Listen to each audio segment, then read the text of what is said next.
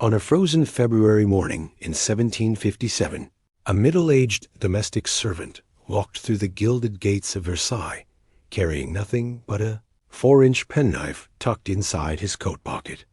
Within minutes, he would accomplish what no trained assassin, no foreign spy, no revolutionary mastermind had managed in decades. He would pierce the sacred flesh of Louis XV, God's anointed representative on earth, and in doing so, guarantee himself a death so obscenely prolonged that even the bloodthirsty Parisian mob would vomit in the streets. The wound itself was laughable, barely scratching past the king's ribs, missing every vital organ, a pathetic little stab that would heal within weeks, leaving nothing but a pink line on royal skin. But the crime? The crime demanded punishment so spectacular, so meticulously engineered for maximum suffering, that it would take an entire day to kill one man, while thousands watched and cheered and fainted and bought roasted chestnuts from street vendors.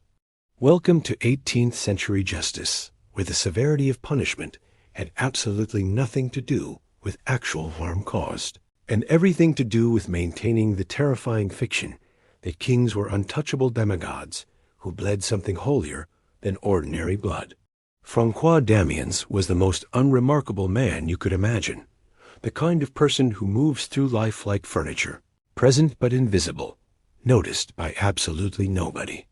Born in 1715 to farmers who couldn't scrape together enough dirt to matter, he drifted from household to household in Paris, as a domestic servant, the human equivalent of wallpaper cleaning chamber pots and polishing silver for aristocrats who would recognize his face if he stood naked in their breakfast room.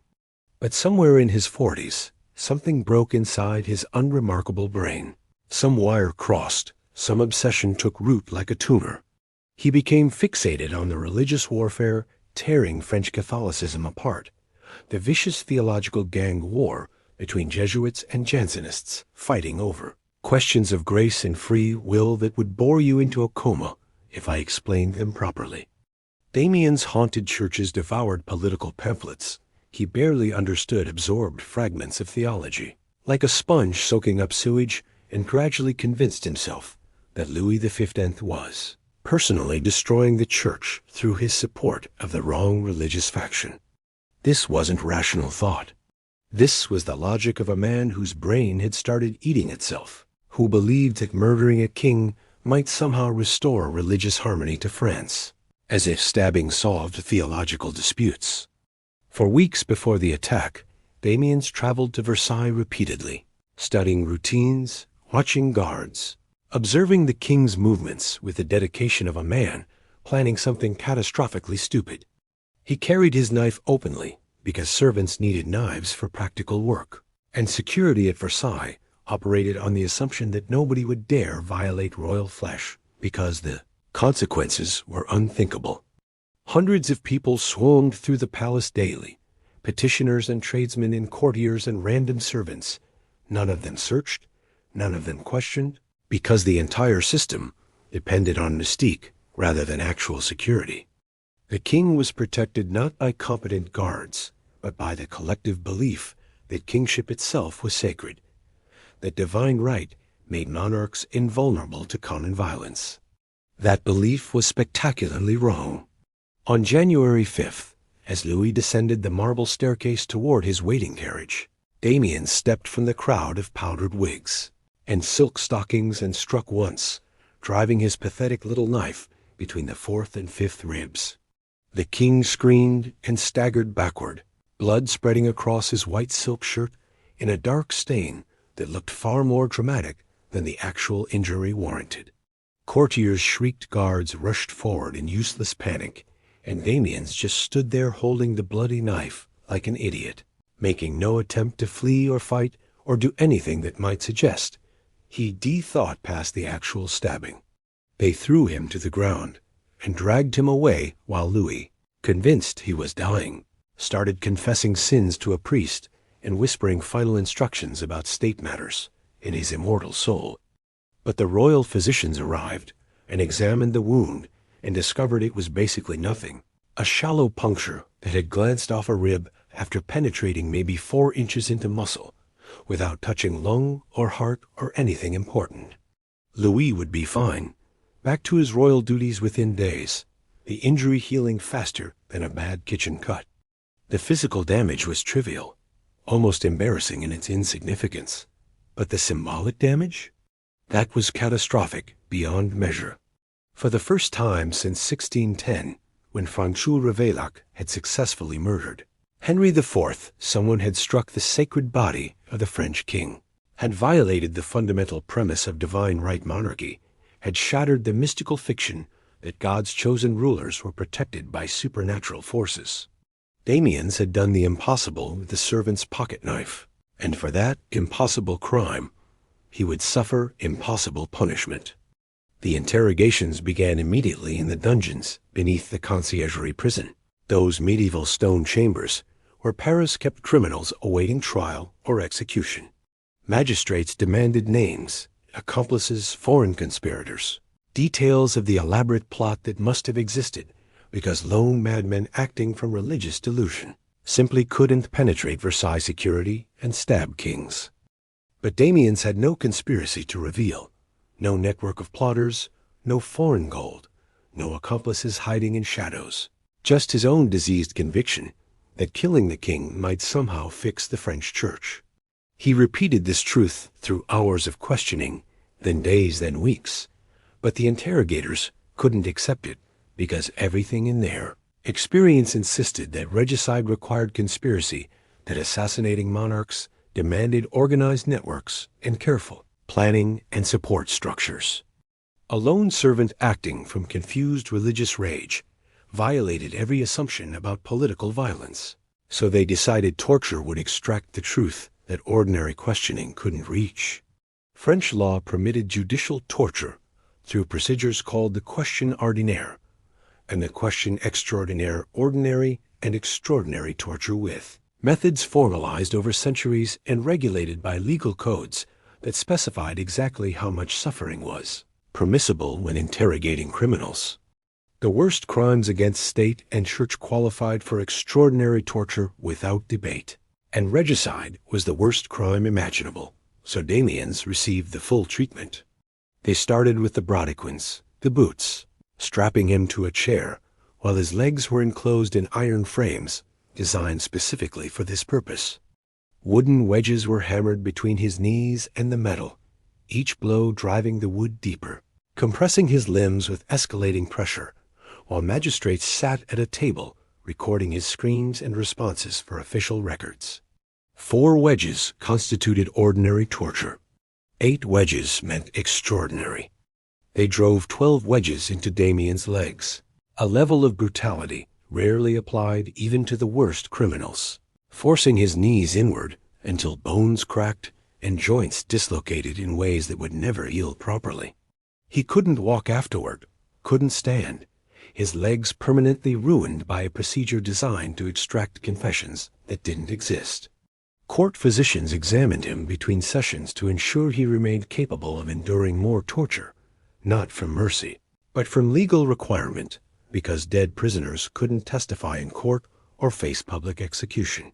They documented his injuries with clinical precision: severe contusions, probable fractures, extensive joint, damaged nerve paralysis, then declared him fit for continued questioning after several days of recovery that allowed his wounds to heal just enough for further suffering without risking death.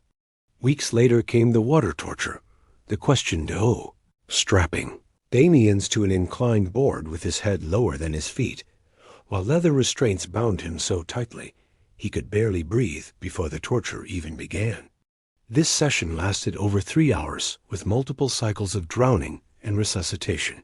But Damiens never wavered because there was no conspiracy to expose, no names to provide, no foreign plot to trace, just one delusional servant who'd acted alone. After 83 days of captivity and repeated torture that left him permanently crippled, the Parliament of Paris handed down a sentence that drew from medieval precedents rarely invoked in modern times.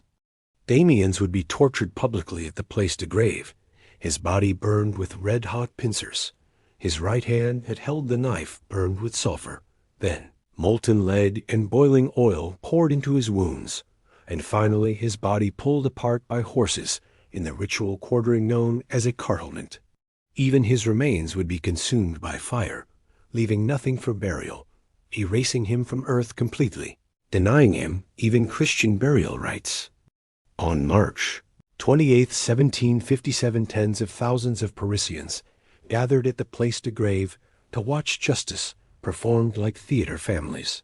Claiming viewing positions hours early, wealthy spectators renting windows overlooking the square for prices equivalent to months of working wages, vendors selling food and drink as if this were a festival rather than a public execution. The mood was grotesquely festive because public executions were major social events where all classes mingled and shared witness to state power, rare entertainments in an era before movies or television, when watching criminals die provided popular amusement. At 2 in the afternoon, they dragged Damiens from the prison cart onto the scaffold, where executioner Charles Henry Sanson awaited with his assistants, and their specialized knowledge about prolonging suffering while maintaining consciousness. The red-hot pincers came first, heated in braziers until they glowed orange, applied to his chest and arms and thighs and calves in patterns specified by the sentence. Casanova, watching from a rented window, wrote that he had to turn away repeatedly, that the piercing shrieks proved more than he could bear, while Voltaire noted that the execution proceeded exactly as prescribed by law, without mercy or deviation from procedure. The crowd's reaction varied from enthusiastic cheering to stunned silence to outright fainting, but thousands remained, compelled by curiosity or duty, to witness the full demonstration of royal justice. The final stage, the quartering, proved far more difficult than anyone anticipated because horses, pulling in opposite directions, could actually tear a human body apart as efficiently as medieval theory suggested. The animals strained against their harnesses, hooves slipping on cobblestones while drivers urged them forward, but the body wouldn't separate despite hours of pulling. Executioners consulted with magistrates, legal advisors debated whether procedures could be modified, and finally Sanson received permission to use knives at key joints to reduce resistance, making it technically possible to fulfill the sentence without violating its terms. Only after many hours did Damiens finally lose consciousness and die his suffering, ending at last his remains gathered and placed on a pyre that burned through the night, flames reaching 15 feet high, visible for miles across. Paris a beacon proclaiming what happened to those who raised hands against kings.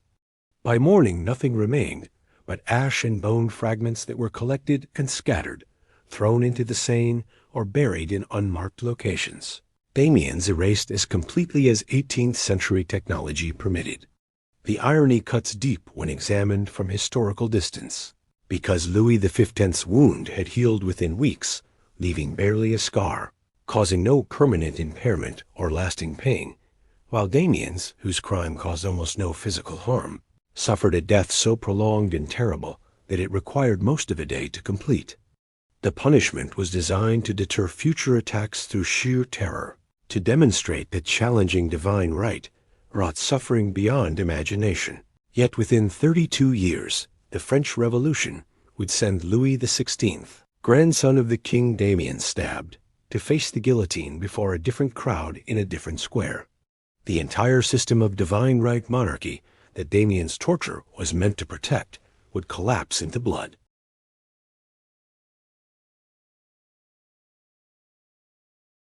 As if the execution taught the wrong lesson, entirely demonstrating not the inviolability of monarchy, but the brutality that could be, justified by ideology